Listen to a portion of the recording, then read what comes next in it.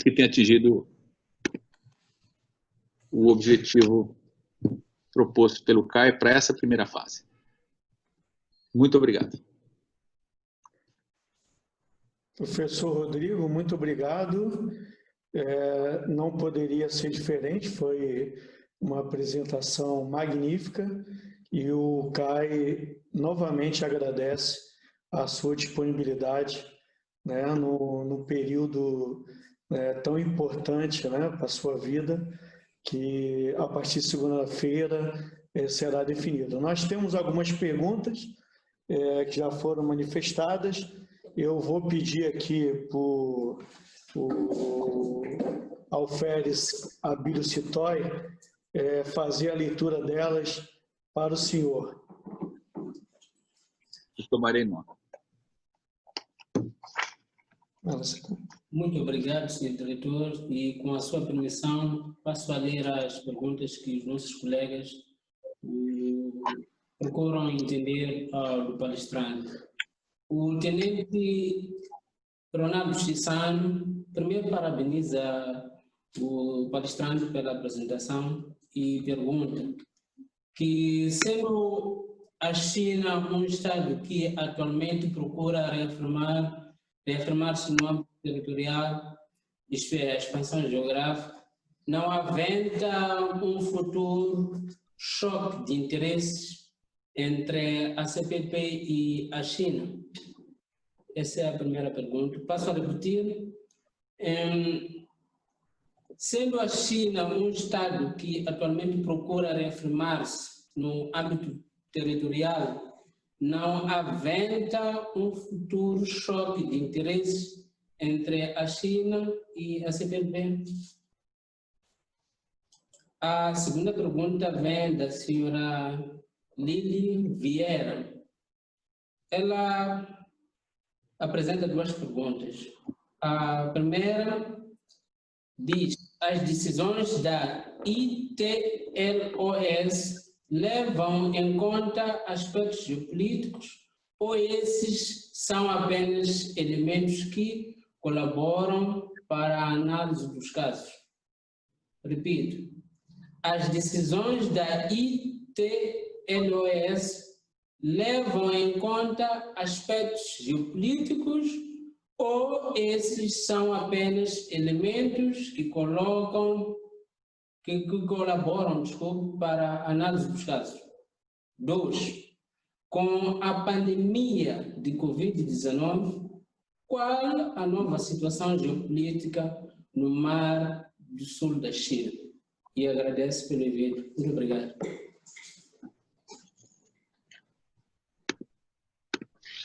Bom, muito obrigado as perguntas que só fazem enriquecer a nossa tarde de hoje. Salvo engano, a primeira foi o tenente Leonardo, é isso? Se eu ouvi bem. Ronaldo Chissano. Ronaldo, desculpa. Ronaldo. É isso. Com relação, ele faz uma pergunta sobre o choque de interesse entre a China e a CPLP por conta de expansão. Eu vejo que o choque de interesses ele já existe, né? Ele já está presente. A China hoje é o maior parceiro econômico do Brasil. E ontem, olha que interessante, senhor Ronaldo, eu tenho acompanhado, como eu estou aqui em Nova York, eu tenho acompanhado, eu gosto muito de política e política internacional, estava acompanhando a convenção democrata, indicação dos candidatos aos Estados Unidos.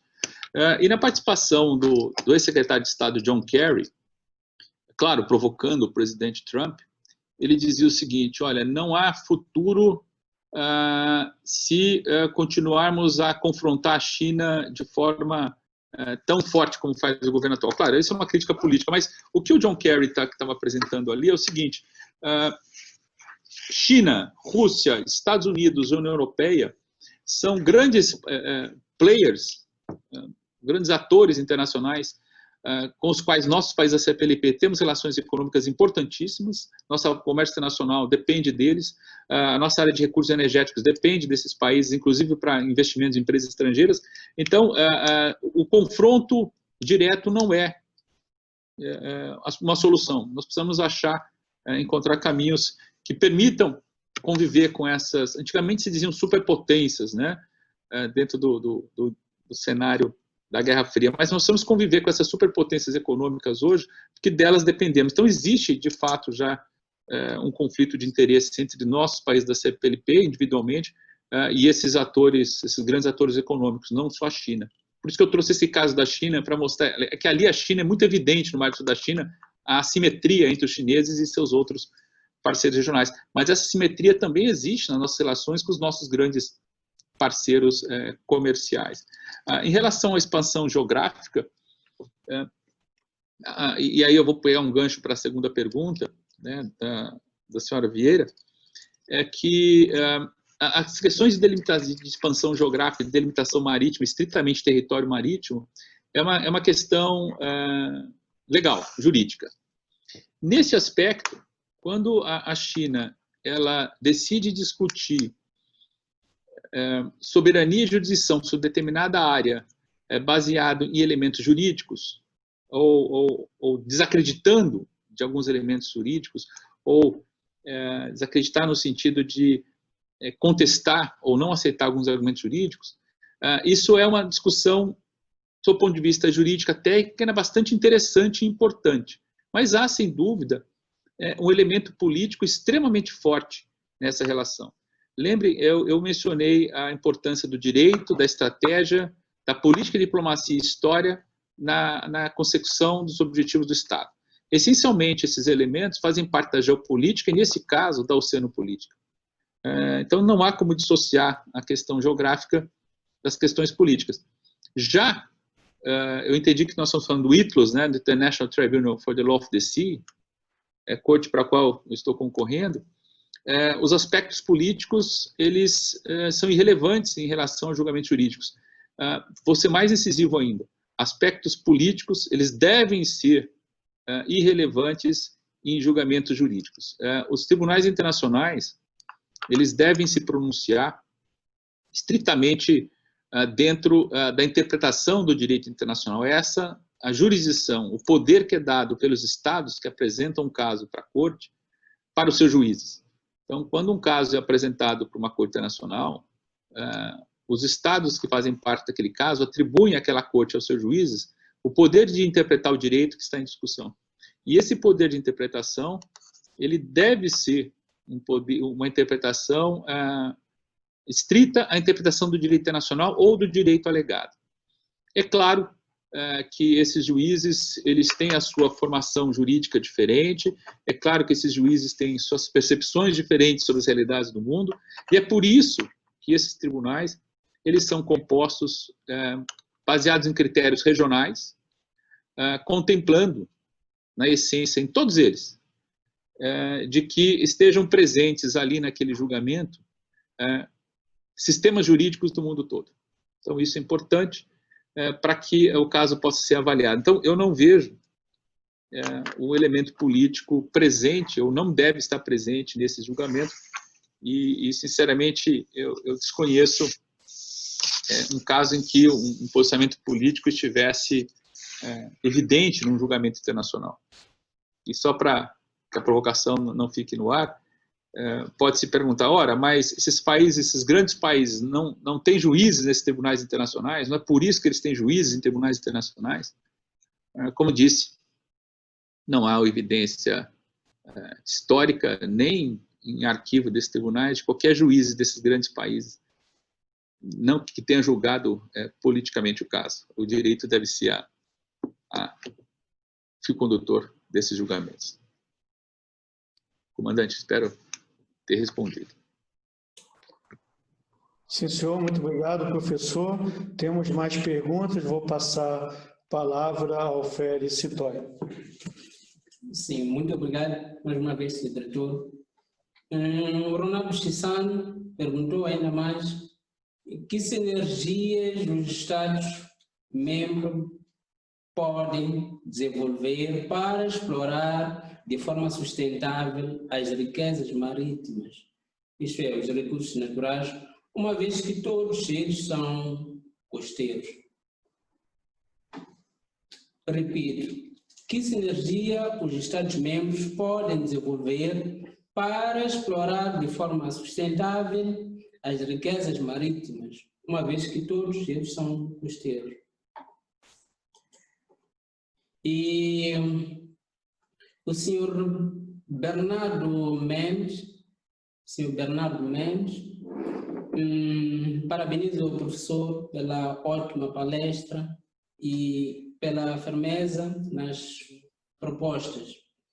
E gostaria de perguntar sobre o impacto econômico da pesca, tanto no caso do Mar do Sul da China, quanto no Atlântico Sul. E desejo-lhe sucessos na eleição da segunda-feira. Muito obrigado. Oi, desculpe, vou pedir perdão. Nesse momento da pergunta, minha conexão caiu totalmente aqui. Okay. Eu caí totalmente aqui a conexão. Eu só peguei... Sem repetir. Ronaldo Chissano pergunta: que sinergia os Estados-membros podem desenvolver para explorar de forma sustentável as riquezas marítimas, uma vez que todos eles são costeiros? E Perfeito.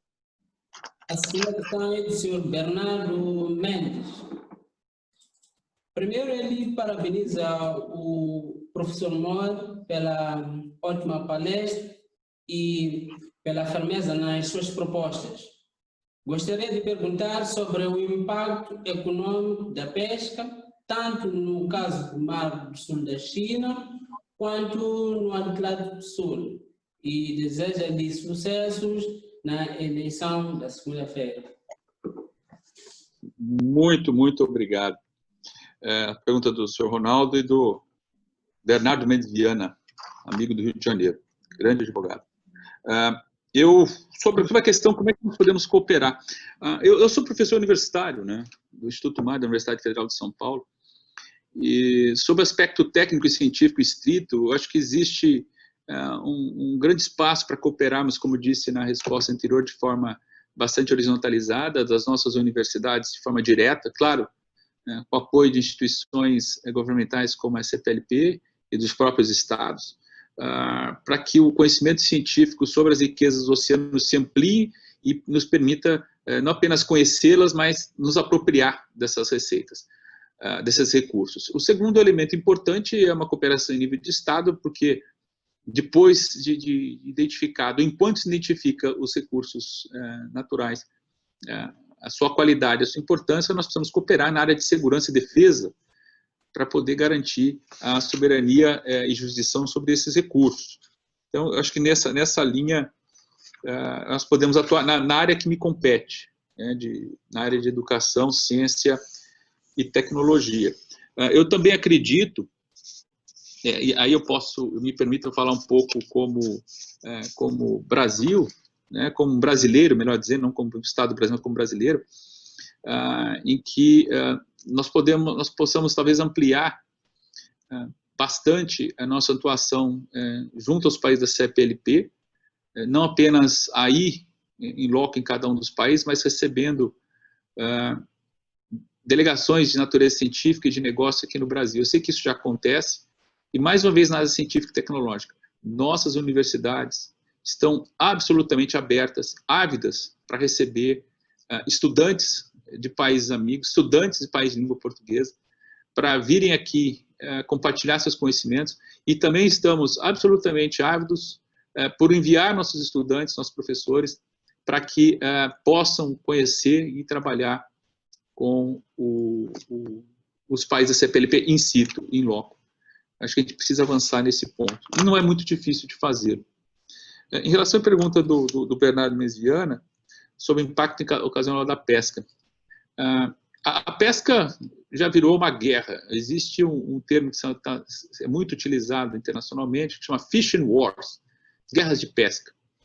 A China é um desses países, não vamos dizer a China, navios de bandeira chinesa, né, Bernardo? Vamos homenagear o direito marítimo e o direito do mar. Navios de bandeira chinesa comumente estão envolvidos em atividades de pesca ilegal, e não apenas chinesas. O próprio histórico do Tribunal Internacional de Direito do Mar em relação a julgamentos de pesca ilegal, não reportada e não regulada, cuja sigla em inglês é IUU, né? IUU, para quem quiser pesquisar. A pesca ilegal é um grande problema pelo mundo todo. Ela afeta estoque pesqueiro, ela afeta a segurança alimentar, ela afeta a vida de populações tradicionais que participam, precisam do mar para sobreviver, ela afeta empresas regulamentadas e estabelecidas que dependem do mar para trazer comida para a mesa de moçambicanos, angolanos, cabo-verdianos, enfim, para nosso povo na CPLP. Então, esse é um grande problema, Bernardo. Eu não sei ele falar, naquela região do Mar do Sul da China, as Filipinas reportou diversos casos nesse julgamento, em que navios de pesca de filipinos foram impedidos de realizar suas atividades na região por navios chineses, né, por entender a China que aquela é uma área de jurisdição soberania chinesa, por entender Filipinas que é uma área de jurisdição soberania chinesa, e sem dúvida alguma isso impacta a vida, o ciclo de vida do Estado filipino, não apenas das Filipinas, mas de todos os países da região. Então, a pesca ilegal é um dos temas que eu gosto, que eu tenho muito carinho em estudar. É um tema bastante difícil, porque ele envolve um elemento bastante caro, que é a segurança alimentar, né? O direito dos povos sobreviverem do mar. E é um problema lá, e é um problema aqui também, no Atlântico Sul. Você deve ter feito a pergunta lembrando daquele embate em águas, em alto mar, né? Entre um navio de pesca recente, navio de pesca, em novembro do ano passado, se não me engano, entre um navio de pesca chinês e um navio brasileiro, né? Nós precisamos avançar bastante nisso. Eu sei que a Marinha está atenta a isso, a Marinha do Brasil, como estão atentas as marinhas dos outros países da CPLP também, né? Há vários casos que são possíveis de se ver na internet, de ações de prevenção e combate à pesca ilegal nos demais países da CPLP. Muito obrigado, professor. Temos mais perguntas, mas eu gostaria de aproveitar e também fazer uma pergunta para o senhor. Ano passado, e continuamos na busca do aprimoramento de um certo conceito aqui no CAI, que nós chamamos de triângulo estratégico da CPLP. Basicamente, é uma ligação dos 3 países que seriam os vértices desse triângulo, que seria Portugal, Brasil e Timor-Leste, e com a centralidade de Moçambique, além da grande importância estratégica de Moçambique de ser um elo, né, de ligação entre o Oceano Índico e o Oceano Atlântico, né? Além de aumentar a importância dos vértices, né, não esquecendo que a CPLP envolve esses 2 oceanos, né, e também a importância do vértice Timor-Leste. Na sua opinião, professor, tal conceito poderia contribuir com essa sugestão do senhor da CPLP de aprimorar a economia azul e vencer esses obstáculos, né, com relação a sair do local, passar pelo regional e pensar um pouco mais no global? Obrigado, comandante Evandro. Eu acredito que sim. O plano de estratégia da CPLP, seus vértices são exatamente Portugal, Brasil e Timor-Leste, tendo como o centro de equilíbrio, epicentro, né, que se chama, né? Me corrijam aqui os matemáticos, em Moçambique. Eu acredito que sim. Acredito que sim. Nós podemos, talvez a gente gastasse aqui mais umas 3 horas desenvolvendo as questões de economia azul, que são extremamente importantes para o Brasil, e o Brasil está iniciando esse caminho. Eu sei que a país da CPLP, nomeadamente Portugal, acho que Moçambique avançou bastante nisso também, Angola, para mencionar 3 que de imediato me vem à memória, já tem estudos, até dentro do contexto da própria União Africana, estudos bastante avançados ou bem aprimorados, com experiências já bem avaliadas de economia azul. E nós poderíamos, Brasil, aprender muito com isso. Isso é muito importante para o Brasil. Como também, imagino, deva ser importante para esses países. Enfim, a cooperação é importante para tudo isso, né? E nessa reflexão do local para o global, veja, eu tive uma impressão nessas minhas viagens todas, e eu acho que 99 países não é pouco sob aspecto de amostragem, né? De ir in loco e ouvir o que as pessoas estão dizendo. Eu digo pessoas, governos, né? Uma percepção bastante forte que eu tenho não é uma percepção, vamos dizer assim, antiglobalista, né? É uma percepção positiva de valorização das soberanias e da jurisdição dos Estados. O que eu quero dizer com isso? Eu prefiro falar do lado positivo, no sentido de que Estados em desenvolvimento, como são os nossos da CPLP, através da ciência, da tecnologia, do conhecimento científico, nós estamos cada vez mais aprimorando o nosso conhecimento sobre as nossas riquezas. Nós sabemos quanto vale o nosso peixe. O nosso peixe já não é mais apenas um pescado, o nosso peixe também é um recurso genético, né? Então, a partir do momento que eu sei quanto vale o meu tesouro, eu parto para a segunda missão, que é me preparar num fórum multilateral para apresentar esse recurso, defender esse recurso, porque, afinal de contas, o peixe que eu capturo no meu mar, ele deve sustentar a minha população, mas, é claro, algumas espécies são transzonais, algumas espécies são altamente migratórias, esses peixes também alimentarão outros povos ao redor do mundo. Então, há uma medida extremamente importante da valorização das soberanias e jurisdições, mas também há uma medida importante, já histórica, de também contemplar, no caso desse exemplo que eu estou dando de estoque pesqueiro, as necessidades de outros países. O equilíbrio de estoques, o equilíbrio que só é possível se atingir através de multilateralismo. Mas, sendo muito realista, esses fóruns multilaterais de negociação de pesca, por exemplo, não são o melhor lugar para Alice no País das Maravilhas. É uma briga de foice, para se dizer. São países defendendo seus estoques, defendendo a sua segurança alimentar, defendendo seus mercados. Aquele conceito que eu mencionei, né, no slide histórico, de Estado do mercado, né? Então, é preciso achar um equilíbrio, e esse equilíbrio, de uma forma bastante honesta e legítima, são discutidos, debatidos nesses fóruns multilaterais, necessariamente em fóruns multilaterais. Quando a gente trata de meio ambiente, não adianta simplesmente falar assim, eu vou pescar tudo que eu posso, um dia acaba, né? Então, há assuntos que exigem e são essencialmente multilaterais e extremamente relevantes. Há outros assuntos que estão estritamente dentro da competência dos Estados e que, claro, no exercício da sua soberania e jurisdição, ele tem de observar os seus compromissos internacionais na área de meio ambiente, por exemplo. Então, nós temos agora um caso extremamente importante no Brasil, que é a exploração dos fundos marinhos, né, na área de mineração. São áreas sob jurisdição do Brasil, mas, obviamente, há uma legislação no Brasil, na área ambiental, fortíssima, em relação à proteção do meio ambiente. Há uma legislação internacional, todo um conjunto de convenções internacionais que o Brasil assume responsabilidades e obrigações, deveres e obrigações, melhor dizendo, em relação à proteção do meio ambiente geral e do meio ambiente marinho, e no exercício das suas atribuições, nesse caso, compete apenas ao Brasil, como compete apenas a Angola, a questão de petróleo angolano, do petróleo de recursos em Cabo Verde, em Guiné-Bissau, Guiné Equatorial, Moçambique, Portugal, enfim. São temas em que estão apenas dentro da jurisdição dos Estados. Então, eu percebi que, na verdade, essa agenda globalista, essa globalização de assuntos, elas são bastante pontuais. Agora, a questão é que esses pontos são muito importantes, né? São temas muito importantes, de grande peso internacional.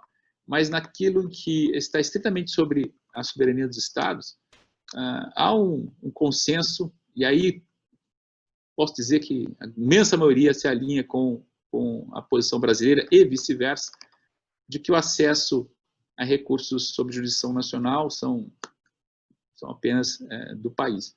E é isso que se decide em tribunais internacionais, né? A quem toca o direito de soberania e jurisdição de regular determinado assunto.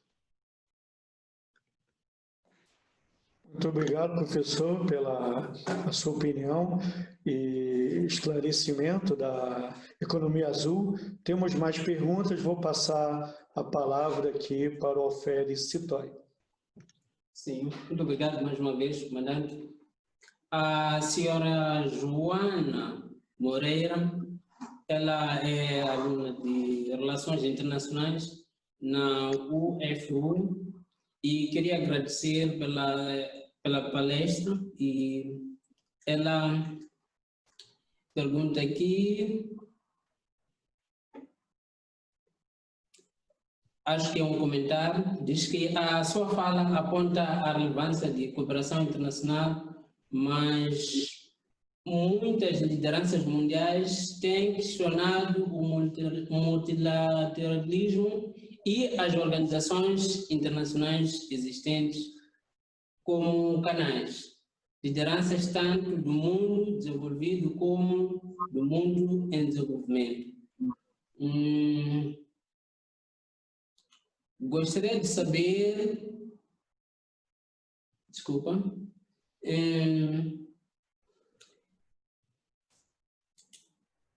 Ela diz, passo a repetir, a sua fala aponta a relevância da cooperação internacional, mas muitas lideranças mundiais têm questionado o multilateralismo e as organizações internacionais existentes como canais.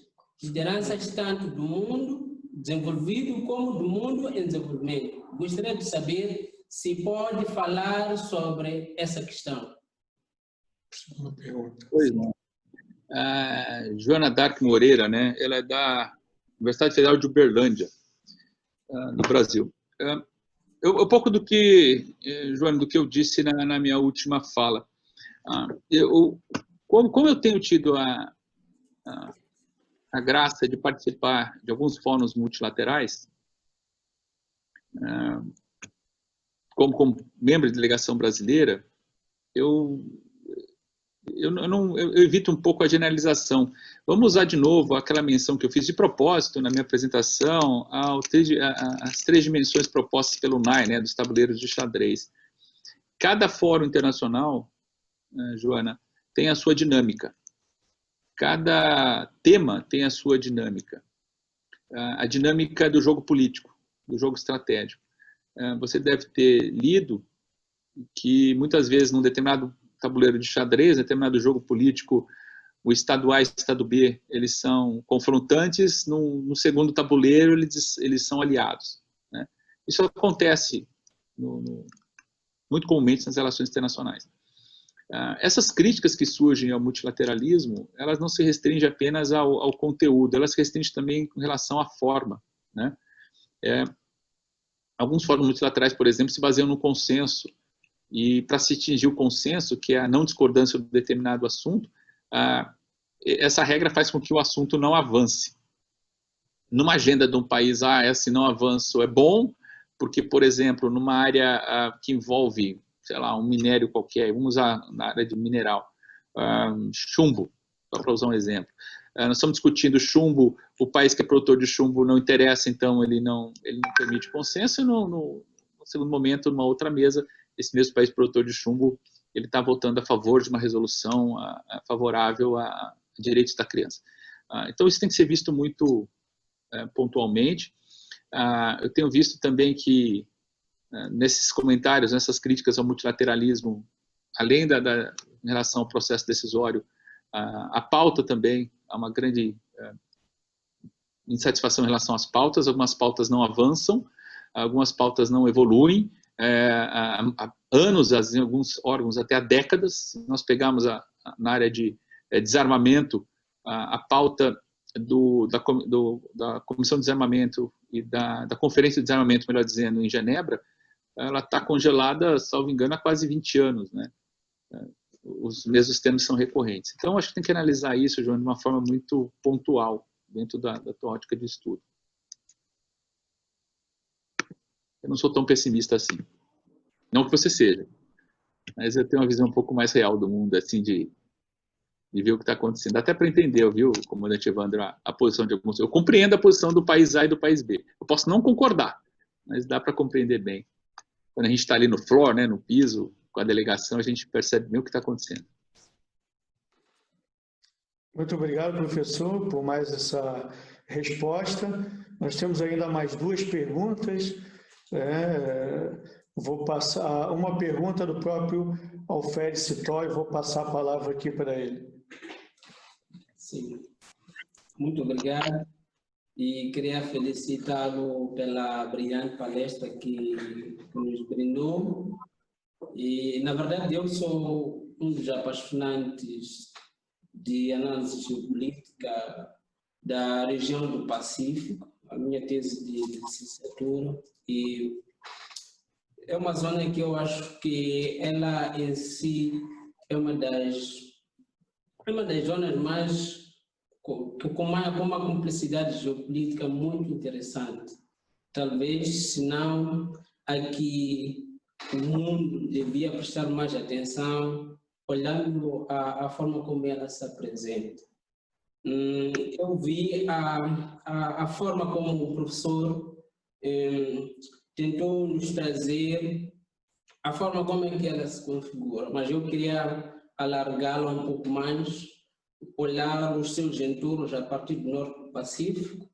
Temos uma situação do desengajamento entre a Coreia do Norte, a Coreia do Sul, desculpe, e o Japão, que tinham um acordo de cooperação militar que em algum momento facilitava ou inibia a China a ter incursões um pouco ao norte. Há essa percepção do desengajamento e ao nível do próprio Pacífico nós sabemos que temos os Estados Unidos e há uma percepção do desengajamento em termos da tropa americana no Pacífico, é uma percepção e com a administração republicana isso vem se manifestado. E olhando a situação de Taiwan, conforme descreveu aí no mapa, um pouco mais a sul temos o Vietnã, temos a Tailândia, e quando estamos a sair do Mar do Sul da China, vamos encontrar um pouco a Índia, que também eu acho que podíamos ter discutido aqui. E com esse desengajamento que eu estou a tentar trazer da cooperação multilateral, sobretudo da presença dos Estados Unidos, que era um tido como pacificador da zona, um país que conseguia interagir com o Vietnã, conseguia interagir ou consegue interagir com Tailândia, consegue cuidar um pouco de Taiwan, consegue cooperar com o Japão, conseguia também cooperar com a Coreia do Sul. Há uma percepção, ao mesmo tempo, que se relaciona a esta situação. É a tendência, como é que se diz? É uma tendência unilateralista da China, que o professor chamou a China de ter uma diplomacia do tempo. A China vê o tempo como um meio para resolver os seus problemas. Está a resolver os problemas com Hong Kong e quando olha para Taiwan, ela vê o tempo como quem vai julgar a questão de Taiwan. Eu estou a tentar trazer aqui 2 percepções. Uma, desengajamento dos Estados Unidos e da cooperação entre alguns Estados, que ao longo do tempo foi desinibindo, foi contendo a China. E ao mesmo tempo temos esta percepção da posição unilateralista, de uma certa agressividade da China. Eu quero perceber de si, professor, qual é o cenário que podemos colocar face a essa situação que tentei trazer aqui. Qual é o cenário? Teremos o Mar do Sul da China pacífica ou teremos o Mar do Sul da China que poderá sair de tensão que agora temos visto? A própria China já entrou em confronto no mês passado com a Índia e tem afundado, conforme apresentou-nos aí, na verdade, tem afundado alguns navios, algumas embarcações dos Estados vizinhos. Isso que descrevemos como tensão. Será que há um cenário de guerra que podemos olhar para o futuro olhando a esses dois fatores que eu coloquei aqui, o desengajamento dos Estados Unidos, que é o pacificador daquela região. E muito obrigado. Olha, Alferes, se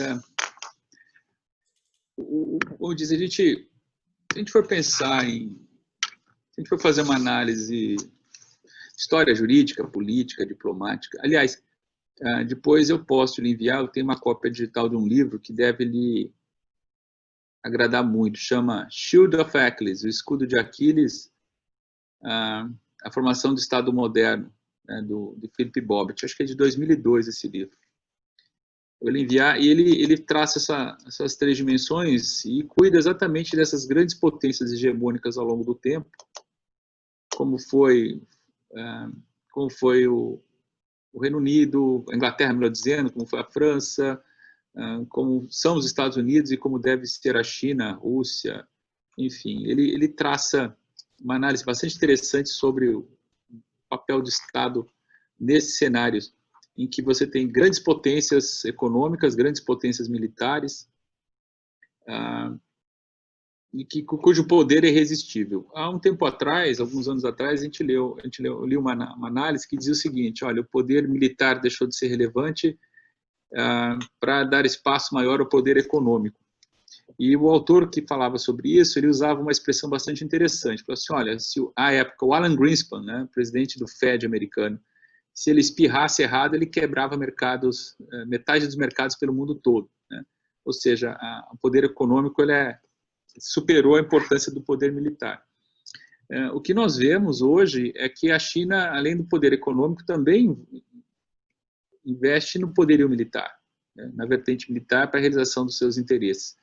Por uma doutrina muito simples, que é a doutrina de dissuasão, que nossas escolas de guerra, escolas de política, relações internacionais, nos ensinam muito bem, né? Como dizia, fugiu agora o nome do professor italiano, sobre a doutrina do terror, né? O equilíbrio de terror. Né? Daqui a pouco eu me recordo, não, desculpe a falha. Enfim, então, o que a China faz é jogar esse jogo. Né? É jogar esse jogo. Eu não acredito, se eu fosse fazer, para uma análise atual hoje, de que as tensões do Mar do Sul da China escalem para um conflito militar direto, nem com os Estados Unidos, nem com outros parceiros da região. Né? Eu não acredito nisso, num conflito direto. Acho que o conflito ele estará em outras arenas, principalmente na arena diplomática / política. Né? E o unilateralismo é típico desses países. Então, o que nós... E essa é a proposta que eu fiz na minha apresentação, como país em desenvolvimento que somos todos na CPLP, entender o pensamento chinês, entender as ações chinesas, ao mesmo tempo que compreendendo o valor dos nossos recursos, para trabalhar com essa irresistibilidade, com essa situação irresistível de poder. Desculpa, Norberto Bobbio, tem um amigo que o Wellington Marinho que lembrou. Acho que eu cansaço aqui. Obrigado, Wellington. Norberto Bobbio, teoria do declive do poder, declive do terror. Então, eu vejo dessa forma, não analisaria, não consideraria não, a possibilidade de um conflito direto agora. E um pouco disso, desse unilateralismo, o tom disso, no caso dos Estados Unidos, vem da política americana. Se houver uma troca nas próximas eleições entre os republicanos e entre os democratas, pode haver uma mudança nessa abordagem. Mas, a rigor, o que a China faz é isso. Eu vou lhe enviar esse livro, Alferes, para que você possa... É um livro pequeno, que são 800 páginas no todo, mas dá para você degustá-lo em partes. E acho que tem bastante dos seus estudos, vão encontrar mais dúvidas, mais perguntas importantes nesse livro aí. E só para completar com relação a Taiwan, tá? Você mencionou Taiwan. Taiwan e China têm uma relação bastante interessante, sobre aspecto mesmo de relações internacionais, né? Não reconhecimento de um de outro, mas no julgamento do Mar do Sul da China, Taiwan fez uma reclamação ao tribunal, porque uma das ilhas dentro da área em disputa é uma ilha de Taiwan. Né? E Taiwan ela se manifestou contrariamente à posição do tribunal, porque o tribunal a considera um território sob autoridade chinesa, né? E não como Estado independente, como Taiwan se declara. Então, há várias nuances interessantes na região que vão continuar merecendo o seu estudo.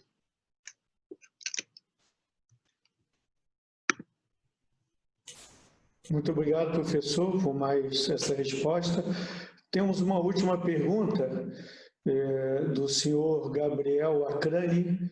Professor, existe alguma regulação em relação à pesca de animais que possuem certos tipos de movimentos migratórios? Se existe algum tipo de regulação geral ou é algo específico de cada localidade? Tem sim. A Convenção de Direito do Mar, por exemplo, ela trata de espécies altamente migratórias e espécies transzonais, né? Entre as espécies altamente migratórias, por exemplo, a mais famosa que o Gabriel Acrani pode encontrar facilmente, trata do atum, né? Que é o primeiro peixe, primeiro pescado na lista do anexo 1 da Convenção que trata das espécies altamente migratórias. Bom, sobre esse assunto daria para a gente esticar aqui também por várias horas. Eu convido, então, o Gabriel Acrani a se debruçar sobre as questões somente da pesca do atum, regulação do atum. No Atlântico tem um órgão específico que trata da regulação da pesca do atum. O Brasil já teve um membro nesse órgão, como presidente do órgão, o ICAT, o professor Fábio Razin, da Universidade Federal Rural de Pernambuco. Enfim, o professor Fábio Razin tem uma grande experiência nisso. E, com certeza, a regulação, sim, é um conserto, porque essas espécies altamente migratórias, como mencionei nos meus exemplos, o Estado não pode pescar o atum indiscriminadamente, porque essa espécie, sendo altamente migratória, ela transita por outras áreas de pesca de outros países e, claro, se não houver equilíbrio, a pesca predatória leva à queda dos estoques pesqueiros e acaba, dentre vários efeitos, ameaçando a sobrevivência de pequenas comunidades ou da indústria pesqueira ou mesmo da segurança alimentar dos países envolvidos.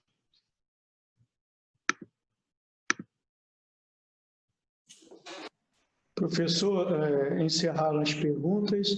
Eu passo, então, a fazer o agradecimento ao senhor.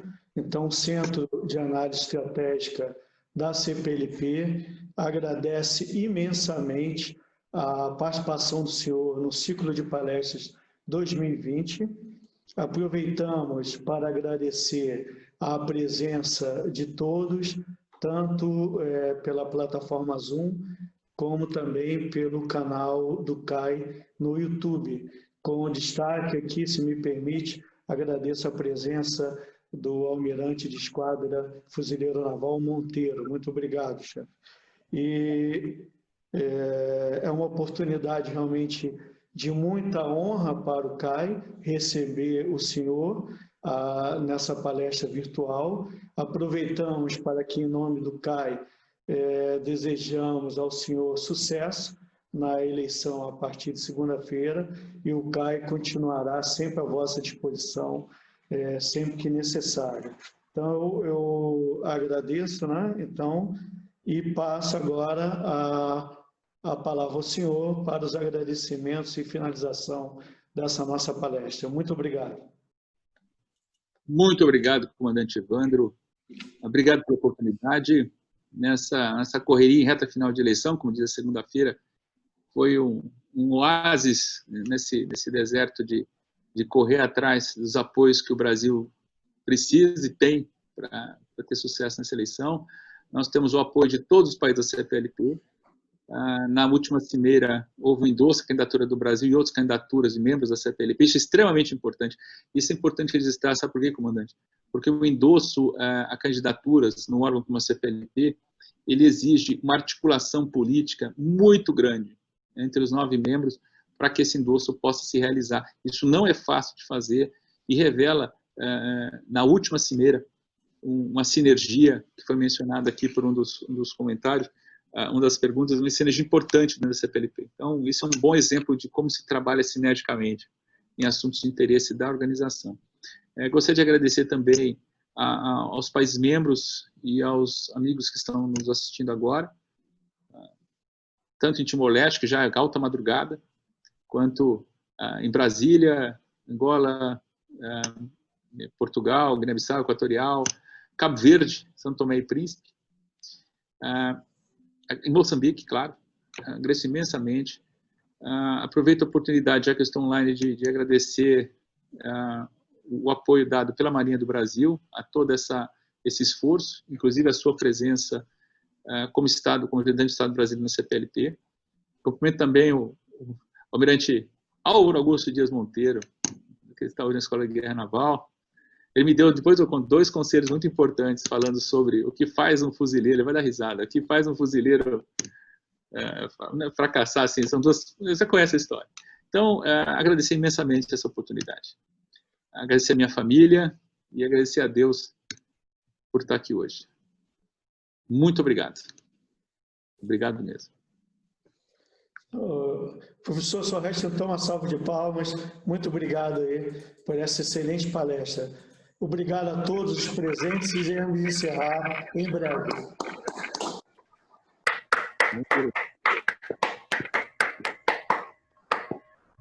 Muito obrigado.